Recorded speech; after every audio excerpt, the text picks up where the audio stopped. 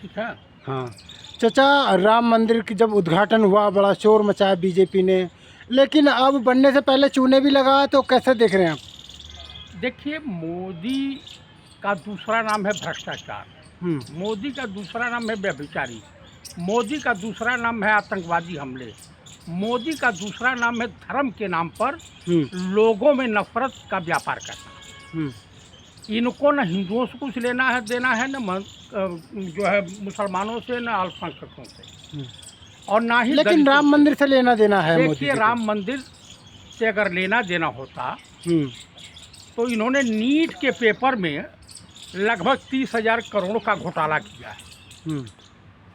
लेकिन उसमें तो घोटाला हुआ, तमाम सड़कों में घोटाला हुआ, अभी राम पथ बना नहीं हुआ कि उसमें जो है कई फुट के गड्ढे पड़ने चालू हो गए। वहाँ पे रेलवे स्टेशन की 20 मीटर की दीवार अभी बने जुमा 8 दिन नहीं हुआ, वो दीवार पहली बरसात में धराशायी हो गई। जिस मंदिर का, रामलला के मंदिर का इन्होंने प्राण प्रतिष्ठा करवाया था, वहाँ के मुख्य पुजारी मिश्रा जी का कहना है कि ये मंदिर की छत भी टपकने लगी है। जिस तरह से भ्रष्टाचार इन्होंने महाकाल मंदिर में आर्टिफिशियल मूर्तियां लगवाई थी सप्तऋषियों की, एक ही हवा के झोंके में 6 की 6 मूर्तियां धराशायी हो गई थी। लेकिन इस देश की जनता, इस देश के हिंदू, इस देश के सनातनियों को पता नहीं क्या भूत सवार है कि उनके अंदर से बहम नहीं जा रहा। ये सब घोटाले पे घोटाले किए चले जा रहे हैं। आपको मैं बता दूं, देश में लगभग 30 लाख बच्चों का भविष्य अधर में लटक गया। नीट पेपर और नेट तमाम जो है क्वालिफाइड वाले हैं, वो सब मोदी जी ने मंदिर ऐसा बनवाया 1000 साल तक कुछ नहीं होने वाला, ये दावा है बीजेपी। पहली बरसात राम मंदिर अयोध्या का नहीं, अयोध्या की जनता ने जो निर्णय दिया है लोकसभा इलेक्शन में कि भ्रष्टाचारियों को भगाओ, ये गुजराती ठगों को भगाओ, भाजपा को भगाओ, इनके अंदर खुद सर फुटोगल चालू हो गई है। अभी स्पीकर का चुनाव होने जा रहा, इंडिया गठबंधन ने भी अपना स्पीकर खड़ा कर दिया है। के सुरेश 8 बार के सांसद हैं, दलित हैं। जिस दलित कम्युनिटी से आरएसएस और बीजेपी को नफरत है, वो दलित कम्युनिटी का इस बार स्पीकर बनना लगभग तय है। अगर नीतीश कुमार या टीडीपी अपना भविष्य उज्जवल देखना चाहती है तो इंडिया गठबंधन के स्पीकर का सपोर्ट करेगी, अन्यथा टीडीपी क्यों करेगी? टीडीपी ने तो पहले कहा कि लोकसभा स्पीकर मेरा होना चाहिए, कहा, लेकिन मोदी ने उनकी एक नहीं सुनी, जेडीयू की एक नहीं सुनी, न मंत्रालय बढ़िया दिया न कुछ दिया। तो इसका मतलब है कि इन लोगों की कुछ न कुछ स्थिति परिस्थिति बेकार होती दिखाई दे रही है। लेकिन ऐसे विश्व सूत्रों से ज्ञात होता है कि इस बार इंडिया गठबंधन भारी मजबूत दिखाई दे रहा है। पार्लियामेंट में मोदी जी घुटनों के बल हैं। मोदी जी की सरकार बैसाखियों की सरकार है। मोदी जी के पास 240 सांसद हैं और इनके 52 सांसद जो हैं दूसरे के रहमो कर्म पे इनकी सरकार टिकी हुई है। तो कुल मिलाकर के जब ये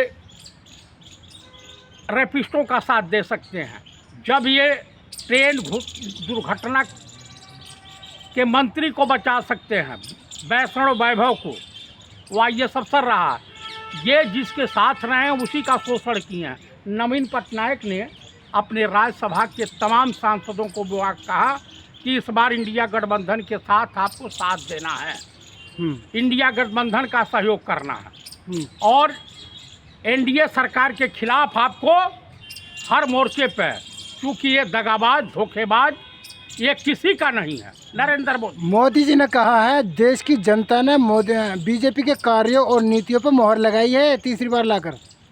अरे तो 350-400 सीट तो नहीं दी ना, तो मोहर तो लगा दी है। अरे मोहर कहाँ से लगा दी? चीफ इलेक्शन कमिश्नर की देन है। चीफ इलेक्शन कमिश्नर की वजह से इनकी मोहर लगी है, न था मोहर नहीं लगने वाली थी। तमाम जगह तो बेईमानी से जीते हुए हैं। तो कुल मिलाकर के जब इन्होंने राम मंदिर में घोटाला कर दिया, राम को भी नहीं बख्शा, तो किसी के सगे नहीं। ये बदनाम कर रहे हैं राम मंदिर को। भाई उन्हीं के मंदिर का जो मुख्य पुजारी ने बयान दिया है ना, मैं तो नहीं दे रहा हूँ। तो उसमें साजिश चल रही है ना बीजेपी के खिलाफ। पुजारी साजिश रच रहा है, पुजारी साजिश रच रहा है। रेलवे स्टेशन की जो है, अयोध्या रेलवे स्टेशन की 20 मीटर दीवार बनी और गिर गई, इसमें रेलवे स्टेशन का मास्टर साजिश रच रहा है। राम पथ पर गड्ढे पड़ गए, सड़क में सड़क धंस गई, इसमें जो PWD के अधिकारी साजिश रच रहे हैं। अरे तुमने भ्रष्टाचार किया है, हर जगह घोटाले किया है। तो योगी जी भी भ्रष्टाचार करने देंगे क्या? योगी जी, हाँ। योगी जी की हैसियत क्या है? अभी 100 राउंड फायरिंग हुई है जो 2 माफियाओं के बीच बरेली में, बांस बरेली में। इनका MLC जा कर के एक जगह स्कूल में ज़बरदस्ती गोली चलवा रहा है, कब्जा कर रहा है। तमाम आए जगह आए दिन घटनाएं घट रही हैं। तो कम से कम सोचना और समझना चाहिए ना। इस सब मैं आपके चैनल के मार्फत देश की जनता से अनुरोध करता हूं कि जो राम के नहीं हुए, जो राम मंदिर में घोटाले किए, जिन्होंने हिंदुओं के जो है पीठ में खंजर घोंपने का काम किया, जिन्होंने धर्म का व्यापार किया, उनसे आप लोग सावधान रहिए। ये न देश के हित सच्चे हितैषी हैं, न देशवासियों के सच्चे हितैषी हैं, न ये राम के हैं, न ये कृष्ण के हैं, न ये शिव के हैं। ये किसी के नहीं हैं। ये इनका काम है ओनली फॉर ठगी करना, देश की जनता को गुमराह करना, देश में नफरत का व्यापार करना। इनके अलावा इनके पास और कोई रास्ता नहीं है। ये देश के गद्दार हैं, देश द्रोही हैं। इनके साथ देश की जनता को कड़ाई से पेश आना चाहिए। ये जहाँ मिले, देश के किसी कोने में मिले, इनका स्वागत समारोह इस रूप से कीजिए कि दोबारा यह जनता के बीच जाने काबिल न रह जाए। अरे मोदी जी अभी भी कह रहे हैं कि सहयोग और सहायता से देश चलता है। सहयोग और सहायता से विपक्ष तुमको जान रहा है। ओम बिरला जो दाऊद इब्राहिम की दी हुई गाड़ी में चलता था, ओम बिरला एक ही दिन में 150 सांसदों को जो है सस्पेंड कर दिया था। ये एक हवाई बात है। तो एक भाई धरना दिया था सभी सांसद, तो जंतर मंतर दाऊद इब्राहिम की गाड़ी में घूम रहे हैं। दाऊद भाई वहाँ पूरा जनता कह रही है ये दाऊद का चेला है।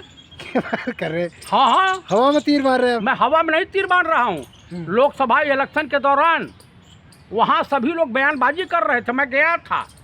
हाँ, क्या बोले? कहा कि तो दाऊद का आदमी है, दाऊद के पैसों पे पला है।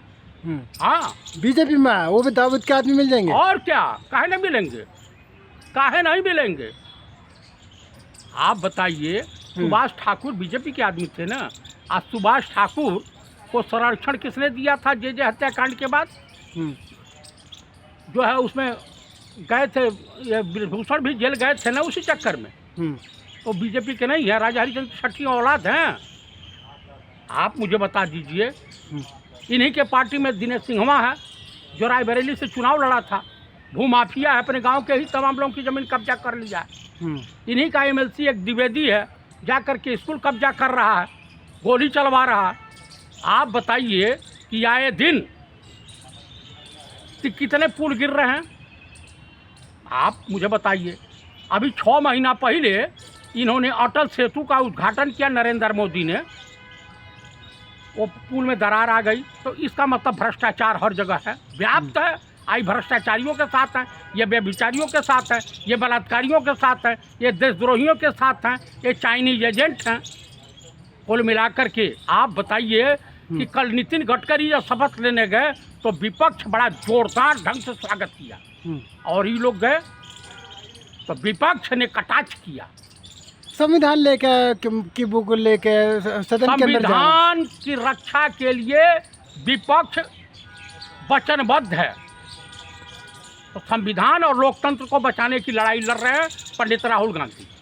हाँ, लेकिन विपक्ष को मजबूत तो कर दिया देश की जनता ने, लेकिन लिंचिंग का और लाठी डंडों से पिटाई जारी है। तो जहाँ भी अल्पसंख्यक नहीं, दलितों के साथ भी हो रहा, ब्राह्मणों के साथ भी हो रहा, तमाम तरह के जो बीजेपी के साथ नहीं है उनका शोषण ये लोग कर रहे हैं।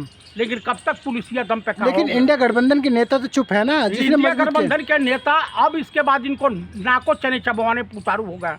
हम्म, आप मुझे बता दीजिए, कल प्रधानमंत्री का चेहरा उतरा हुआ था, जो कल तक कह रहे थे मीडिया वालों के सामने, कौन राहुल, और राहुल को सलामी दे रहे थे कल पीएम शपथ कराने के बाद।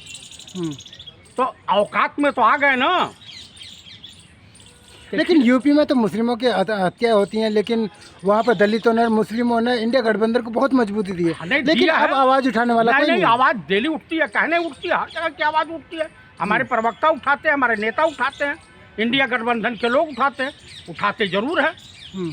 ऐसी बात नहीं है। झारखंड में भी हो जाती है, मध्य प्रदेश में बीफ के नाम पर 11 मुस्लिमों के मकान तोड़ दिए जाते हैं, तब भी भाई वहाँ खामोशी। बीजेपी की सरकार है, कांग्रेस की है, कांग्रेस की लेकिन सरकार। विपक्ष में तो कांग्रेस है ना। नहीं भी विपक्ष में तेलंगाना क्यों आवाज़ नहीं उठाई? दिग्विजय सिंह नहीं गए, हमारे जीतू पटवारी जी नहीं गए। तेलंगाना में देखिए कांग्रेस की सरकार है, किसानों का 2 लाख कर्जा माफ़ कर दी, और एक किसानों की खिलाफ है सरकार जो बीजेपी की है, ये किसानों का नहीं, उद्योगपतियों की सहयोगी है। अंडानी अंबानी की सरकार है, उनके टुकड़ों पे पलने वाली सरकार है। ये चाइनीज एजेंटों की सरकार है, ये ISI के एजेंटों की सरकार है। लेकिन देश की महिलाएं 1 लाख रुपए कांग्रेस से मांग रही हैं। अब भाई मांग रही है, वो कांग्रेस ने साफ अपने मैनिफेस्टो में कहा था कि हमारी सरकार बनेगी तो 1 जुलाई से पढ़ने लगेगा। तो देंगे, हमारी सरकार बन जाएगी तो हम देंगे। कहाँ से देंगे? खजाना तो खाली है। भाई खजाना कैसे खाली होगा? अब किसने खाली किया है, उससे भी तो हिसाब किताब होगा। तो हिसाब किताब करेंगे मोदी जी से। मोदी के बाप से भी हिसाब हो जाएगा। लेकिन झोला तो खाली है उनका। झोला खाली नहीं, उनके हलक में हाथ डाल दिया जाएगा, उनके भ्रष्टाचार की पोल खुल जाएगी। सरकार गिरने दीजिए, सरकार बहुत दिनों की मेहमान नहीं है। अब तो शपथ ले ली, 5 साल चलेगी। अरे नहीं चलेगी भाई, कल स्पीकर पद का चुनाव हार जाएंगे। हाँ हार जाएंगे। हार जाएंगे 101%। अरे जो राम लला को नहीं बख्शा, उनके घर को नहीं बख्शा, उनके मंदिर में भ्रष्टाचार कर दिया, तो उससे क्या उम्मीद कर सकते हैं आप? लेकिन पुजारी तो कह रहे हैं वहाँ पर करंट भी उतर सकता है उतर पानी की सकता वजह है, से। ताज की रोशनी जला के जा रहे हैं लोग पूजा करने। हाँ, लेकिन वो तो मुख्य मंदिर है, हिंदू की सनातनियों की आस्था का केंद्र है। अरे जो सनातनी पगलाए हुए हैं वही भाजपा के साथ है। पगला हुए। हाँ, जो पागल हो गया है, अंधभक्त हो गया, वही साथ में है। जो हिंदू जागरूक है वही भाजपा के साथ है। बिल्कुल नहीं, वहाँ दिखा दिया ना, अयोध्या के हिंदुओं ने दिखा दिया ना कि यहाँ बीजेपी जैसे भ्रष्टाचारियों की आवश्यकता नहीं है। चलिए ठीक है, बहुत बहुत शुक्रिया।